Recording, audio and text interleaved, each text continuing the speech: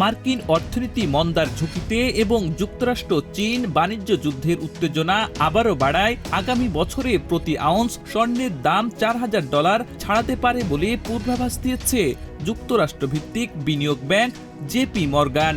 ব্যাংকটি জানিয়েছে 2025 সালের শেষ প্রান্তিকে গড় দাম $3,675 পৌঁছাতে পারে এবং 2026 সালের দ্বিতীয় প্রান্তিকে তা $4,000 উপরে যেতে পারে।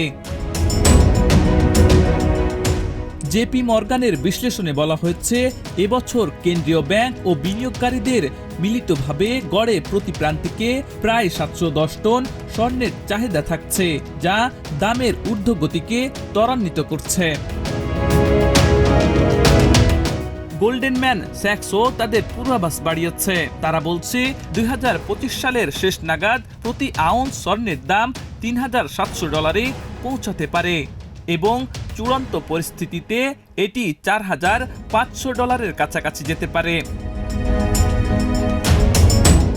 রূপার ক্ষেত্রেও জেপি মর্গান বলছে, শিল্প খাতে চাহিদা নিয়ে অনিশ্চয়তা থাকায় স্বল্প মেয়াদে দাম স্থির থাকতে পারে, তবে 2025 সালের দ্বিতীয়ার্ধে রূপার দাম বাড়ার সুযোগ তৈরি হবে এবং বছরের শেষে প্রতি আউন্সে পৌঁছাতে পারে $39। আব্দুল হাকিম, প্রজন্ম 24।